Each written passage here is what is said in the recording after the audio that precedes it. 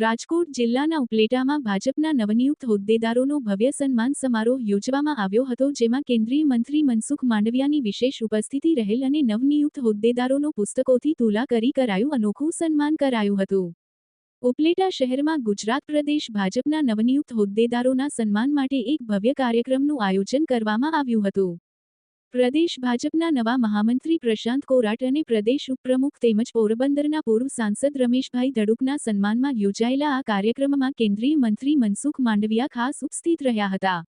કાર્યક્રમમાં એટલી વિશાળ સંખ્યામાં જનમેદની ઉમટી પડી હતી કે જાણે કોઈ મેળો ભરાયો હોય તેવો માહોલ સર્જાયો હતો. આ કાર્યક્રમમાં નેતાઓની પુસ્તકોથી તુલા કરીને એક પ્રેરણાદાયી ઉદાહરણ પણ પૂરું પાડવામાં આવ્યું હતું. વિપુલ ધામેચા, ન્યૂઝ 14 ઉપલેટા. ગુજરાત પ્રદેશ ભારતીય જનતા પાર્ટીના અધ્યક્ષ આદરણીય શ્રી જગદીશભાઈ વિશ્વકર્મા સાહેબે એમની ટીમમાં રાજકોટ જિલ્લામાંથી મને મહામંત્રીની જવાબદારી પાર્ટીમાં સોંપી છે. સાથે રમેશભાઈ ધડુકને પ્રદેશ ભારતીય જનતા પાર્ટીના ઉપાધ્યક્ષની જવાબદારી સોંપી છે.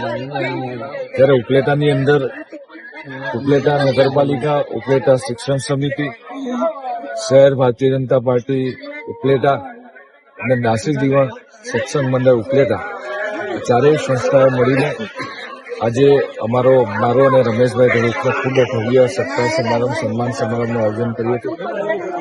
આ કાર્યક્રમની અંદર વિસ્તારના લોકપ્રિય સાંસદ અને કેન્દ્રીય મંત્રી આદરણીય શ્રી મનસુખભાઈ માંડવિયા પણ ઉપસ્થિત હતા. સાથે વિસ્તારના લોકપ્રિય ધારાસભ્ય ભાઈ શ્રી મહેન્દ્રભાઈ પણ ઉપસ્થિત હતા. ઉપલેટાની અંદર જે રીતે અહીંના ભારતીય જનતા પાર્ટીના કાર્યકર્તાઓ, દરેક સંસ્થાઓએ રમેશભાઈ અને મારી સાથે જે પારિવારિક સંબંધ છે અને લાગણીના સંબંધ છે, ને અમને બંનેને જ્યારે ભારતીય જનતા પાર્ટીમાં જવાબદારી મળી છે ત્યારે ખૂબ ઉત્સાહ સાથે અમારા બંનેનો સન્માનનો કાર્યક્રમ રાખ્યો છે. ત્યારે હું તમામ ચારેય સંસ્થાના આગેવાનોનો આભાર માનું છું, ઉપલેટાના સૌ નગરજનોનો અને અમારા ભારતીય જનતા પાર્ટીના સૌ કાર્યકર્તાનો આભાર માનું છું. એમને જે જવાબદારી મળી છે બિરદાવવા માટે આપે ખૂબ સરસ મજાનો કાર્યક્રમ કર્યો છે.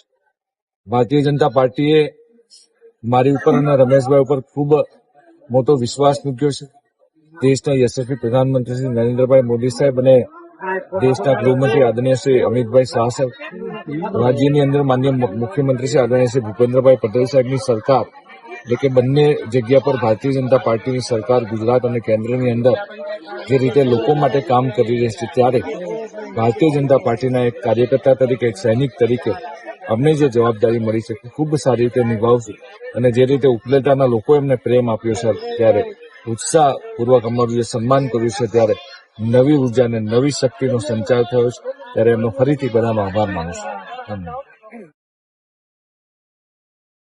આજરોજ ઉપલેટામાં સન્માન સમારોહ યોજવામાં આવેલો હતો. આ સન્માન સમારોહ દાસી જીવન સત્સંગ મંડળ, નગરપાલિકા અને શિક્ષણ સમિતિ તથા શહેર સંગઠન દ્વારા યોજવામાં આવેલો હતો. આ સમારોહ પ્રશાંતભાઈ કોરાટ અને રમેશ બાપા ધડુક બેનું સન્માન કરવામાં આવેલું હતું. આ સન્માનમાં કેન્દ્રીય મંત્રી શ્રી અને પોરબંદર સીટના સાંસદ શ્રી મનસુખભાઈ માંડવિયા સાહેબ હાજર હતા. ધોરાજી વિધાનસભાના ધારાસભ્ય શ્રી મહેન્દ્રભાઈ હાજર હતા. મારી નગરપાલિકાની આખી ટીમ હાજર હતી. દરેક જ્ઞાતિના ભાઈઓ અને બહેનો ખૂબ મોટી સંખ્યામાં હાજર હતા. સંગઠનના તમામ બહેનો અને ભાઈઓ પણ હાજર હતા. ભાયાવદર નગરપાલિકા સંગઠન પણ હાજર હતું, ધોરાજી સંગઠન પણ હાજર હતું. અને ખૂબ જ આજે મોટી સંખ્યામાં બહેનો અને ભાઈઓ ને આનંદ ઉત્સાહથી આ સમારંભ યોજવામાં આવેલો હતો.